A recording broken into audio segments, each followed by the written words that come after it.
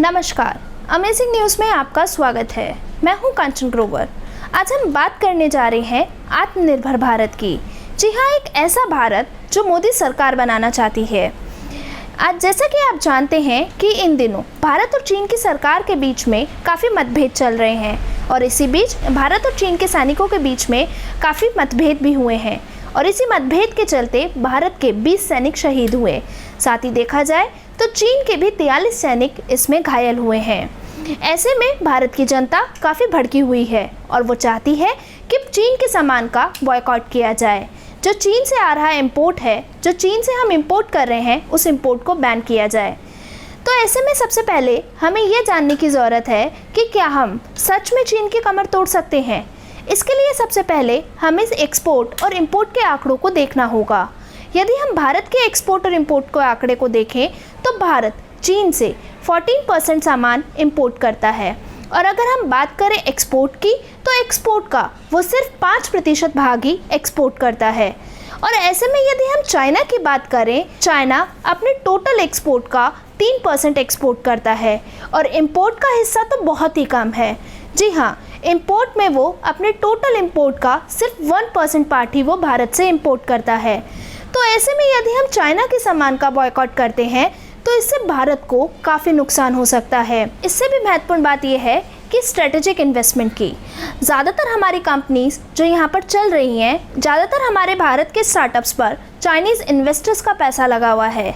जी हाँ, पिछले 5 सालों में स्ट्रेटेजिक इन्वेस्टमेंट चाइनीज़ कंपनी का $4 बिलियन है।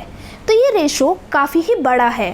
यदि हम अपना इंपोर्ट का रेशो देखें तो हमारे इलेक्ट्रॉनिक्स पर 60% पार्ट चाइनीज़ मार्केट का है। मतलब इलेक्ट्रॉनिक्स का 60% सामान हम चाइना से इंपोर्ट करते हैं। बात करें ऑटोमोबाइल सेक्टर की तो ऑटोमोबाइल सेक्टर में ये पार्ट 30% है।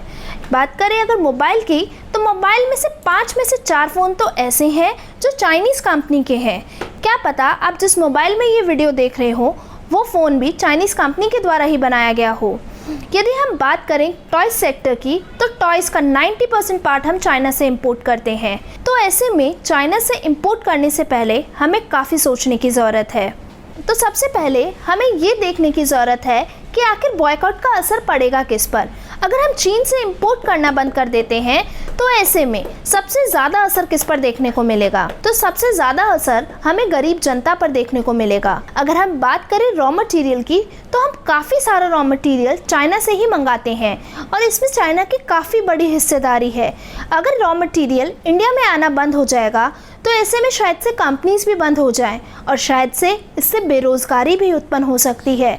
तो चाइनीज़ प्रोडक्ट को बॉयकॉट करने से पहले हमें काफ़ी सोचने की ज़रूरत है। अगर हम देखें तो हमारी कंपनीज़ में चाइना की हिस्सेदारी भी बहुत अधिक है।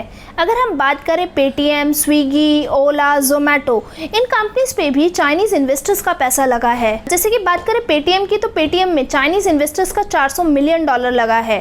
बिग बास्केट में $250 मिलियन है। स्नैपडील में ये रेशो $700 मिलियन है। तो इस तरीके से चाइनीज़ इन्वेस्टर्स का पैसा इंडियन मार्केट में काफ़ी लगा हुआ है। साथ ही फ्लिपकार्ट, इनमें भी चाइनीज़ कंपनी का इन्वेस्टमेंट है। तो ऐसे में चाइनीज़ प्रोडक्ट को बॉयकॉट करने से पहले हमें काफ़ी सोचने और विचारने की ज़रूरत है। जैसा कि आप जानते हैं कि इन दिनों इंडिया पहले ही आर्थिक मंदी के दौर से गुजर रहा है और ऐसे में चाइना के प्रोडक्ट का बॉयकॉट करना बहुत ही मुश्किल हो जाएगा इंडिया के लिए अगर वो इस प्रोडक्ट का बॉयकॉट करता है। तो बॉयकॉट करने से पहले हमें ये भी सोचने की ज़रूरत है कि ऐसे क्या कारण हैं कि हम ज़्यादातर सामान ही चाइना से मंगाते हैं और उनकी मैन्युफैक्चरिंग इंडिया में क्यों नहीं करते। ऐसे क्या कारण हैं कि हम ज़्यादातर सामान चाइना से इंपोर्ट करते हैं। तो इसमें देखें तो सबसे पहला रीज़न है लार्ज स्केल इंडस्ट्री। ज़्यादातर लार्ज स्केल इंडस्ट्रीज़ चाइना में ही है। चाइना की स्ट्रेटेजी है, चाइना जो भी सामान बनाता है वो बड़े ही स्तर पर बनाता है और वो ये देखता है कि कितनी कम कॉस्ट में वो अदर्स कंपनी में इसे इंपोर्ट कर सकता है। जैसे कोई भी प्रोडक्ट चाइना ने बनाया तो वो सबसे पहले उस प्रोडक्ट के प्राइस को इंडिया में चेक करेगा कि वो प्रोडक्ट इंडिया में बिक कितने का रहा है। अगर वो इंडिया में 50 रुपये का है तो चाइना उसे इंडिया में 40 रुपये में इंपोर्ट करेगा। चाइना का ये सबसे बड़ा एडवांटेज है कि वो जब भी काम करता है लार्ज स्केल पर करता है, मैसिव प्रोडक्शन के साथ करता है, क्योंकि बड़े स्केल पर काम करने से कॉस्ट ऑफ प्रोडक्शन कम हो जाती है और इंडिया के लोग इस बात को नहीं समझ पाते। हमारे यहाँ की जो सरकार थी वो छोटे स्केल की इंडस्ट्री को ज़्यादा प्रमोट करती थी और वो इसलिए प्रमोट करती थी कि वो लार्ज स्केल पर डेवलप हो सके, लेकिन वो उनको डेवलप नहीं कर पाई क्योंकि उनको स्किल्स ट्रेनिंग नहीं दी गई। स्किल्स ट्रेनिंग ना होने की वजह से भी इंडिया की इंडस्ट्रीज़ हैं वो ज़्यादा डेवलप नहीं हो पा रही हैं और साथ ही वो मैसिव प्रोडक्शन भी नहीं कर पा रही है, पर इसमें चाइना ने काफ़ी अच्छी तरीके से काम किया है। दूसरी बात है competitive pricing with the reverse manufacturing. मतलब चाइना जब भी कोई सामान बनाता है तो उस पर ज़्यादा रिसर्च और डेवलपमेंट नहीं करता, उसको इनोवेट नहीं करता, बल्कि उस सामान को बनाने के पीछे अमेरिका का हाथ होता है।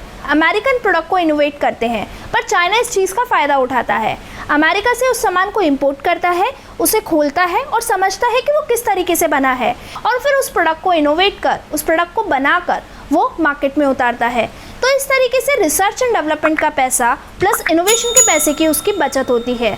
तो ऐसे में उसका जो कॉस्ट ऑफ प्रोडक्ट है वो काफ़ी कम बैठता है और फिर वो मार्केट में उसे कम दामों पर बेचता है। अगर तीसरी बात देखी जाए तो चाइना में लोगों को बताया जाता है कि किस तरीके से काम करना है, उनको ट्रेनिंग दी जाती है। तो स्किल डेवलपमेंट होने से, एक्सपर्टाइज लेबर होने की वजह से भी चाइनीज़ प्रोडक्ट के प्राइस काफ़ी कम होते हैं। देखा जाए तो लेबर इंडिया में भी ज़्यादा है और वही लेबर चाइना में भी ज़्यादा है, पर चाइनीज़ जो लेबर है वो काफ़ी प्रोडक्टिव है, लेकिन इंडिया के लोगों को इतना स्किल्स वर्क नहीं सिखाया जाता और इसी वजह से शायद चाइना इंडिया से आगे भी है। चाइना की गवर्नमेंट लार्ज स्केल कंपनीज़ को सपोर्ट करती है। सरकार जब किसी दूसरी कंट्री में जाती है तो वहाँ पर अपनी कंपनीज़ को प्रमोट करती है, अपनी कंपनीज़ को वहाँ ओपन करती है। अगर बात करें, मैं चाइना का ही आपको एक एग्जांपल देती हूँ। जैसे कि चाइना ने सबसे पहले श्रीलंका में अपनी एक कंपनी खोली, वहाँ से उसने शुरुआत की और धीरे धीरे धीरे चाइना ने उसको कैप्चर कर लिया। तो चाइना की स्ट्रेटेजी रही है हमेशा से कि अपने सामान को अदर कंट्रीज़ में लो कॉस्ट में बेचो, फिर धीरे धीरे जाकर उस जगह को कैप्चर कर लो। अगर आप देखें तो श्रीलंका को आधे से ज़्यादा चाइनीज़ कंपनीज ने ही कैप्चर कर रखा है और अब वो धीरे धीरे पाकिस्तान में भी घुस रही है। साथ ही यदि देखें तो चाइनीज़ गवर्नमेंट में स्टेबिलिटी है। चाइना में इलेक्शन नहीं होते, वहाँ बार बार गवर्नमेंट चेंज नहीं होती, लेकिन इंडिया में हर 5 साल में इलेक्शन होते हैं और हर एक नई सरकार नई पॉलिसी, नए रूल्स, नए रेगुलेशंस को लेकर आती है और इसी वजह से शायद से स्टेबिलिटी नहीं बन पाती और प्रोडक्शन भी लो रहता है। नई सरकार, नई पॉलिसी। जैसा कि इसका एक एग्जाम्पल हमें 3rd ग्रेड के शिक्षकों की परीक्षा में देखने को मिला। शिक्षकों की परीक्षा के लिए कांग्रेस सरकार के द्वारा कुछ नियम बनाए गए थे, लेकिन उन नियमों को बदलाव करने के लिए भाजपा सरकार ने भी कुछ सुझाव दिए। तो ऐसे में कांग्रेस सरकार के सुझाव में कुछ कमियां निकली और कुछ भाजपा सरकार के सुझाव में कमियां हैं। तो इसी में आप देख सकते हैं कि किस तरीके से पुराने सरकार की कमियां एक नई सरकार निकाल रही है और यही शायद से इंडिया में चलता आ रहा है और इसी वजह से इंडिया ग्रोथ नहीं कर पा रहा है और यही कारण है कि हम आज भी चाहकर भी चाइना के प्रोडक्ट को बॉयकॉट नहीं कर सकते हैं।